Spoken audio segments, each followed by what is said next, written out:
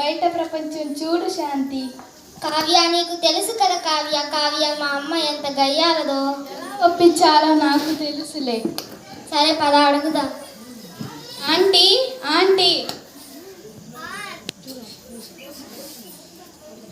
చెప్పమ్మా. ఈరోజు నా పుట్టినరోజు ఆంటీ. కావ్యాన్ని మా ఇంటికి పంపించవా? సరే, ఇద్దరు వెళ్ళి త్వరగా రండి. ఈరోజు నా ఫేవరెట్ హీరో మూవీ వెళ్దామా? కావ్య, మా అమ్మ అంతసేపు ఊరుకోదేమో. కావ్య ఒప్పించాను, చూసావు కదా, వెళ్దామా? సరే పద వెళ్దాం.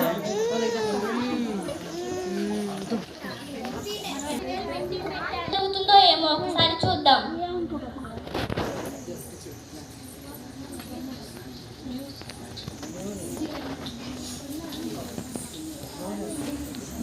రారా, కూర్చోరా. అరే, ఇండియా మ్యాచ్ ఓడిపోయాం రా. 10,000 బెట్టింగ్ కూడా పెట్టాను, డబ్బులు కూడా పోయాయి రా.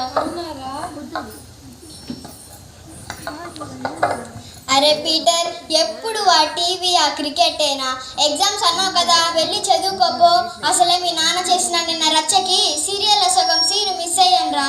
పోరా పో, వెళ్ళి చదువుకోపో. రిమోట్ ఇటీరా. అబ్బా, నీకు ఎప్పుడు సీరియల్ పిచ్చే.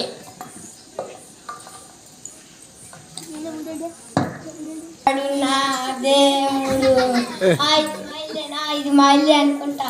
కనుక ఎందుకే ఏడుస్తున్నావు? ఏవండి, నేను రోజు చూసే సీరియల్లో మెట్ ఫరిజర్ అంటాం కదండి, వాళ్ళు విడిపోయారండి. కనుక మనకు అన్యాయం జరిగిందా? వాళ్ళు విడాకులకి కోర్టుకు కూడా వెళ్ళారండి. మన పక్కింటి వాళ్ళేమో కొట్టుకుంటుంటే నువ్వే కొట్టుకోవాలి, తిట్టుకోవాలి, విడిపోవాలి అంటుంటావు కదే. ఇప్పుడు ఏమైంది ఏడుస్తున్నావు? సీరియల్లో జరిగిన దానికేమో ఏడుస్తున్నావు, నిజంగా జరిగిన దానికేమో అలాగే జరగాలి అంటావు. ఎవరు పిచ్చి వాళ్ళకి ఆనందంలే. చే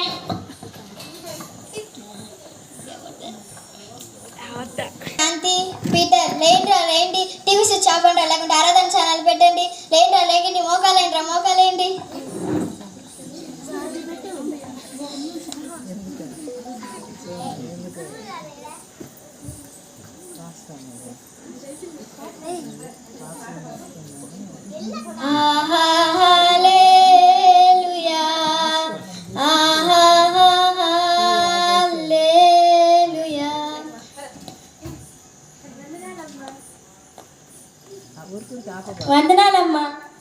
వందనాలు పాస్టర్ గారు.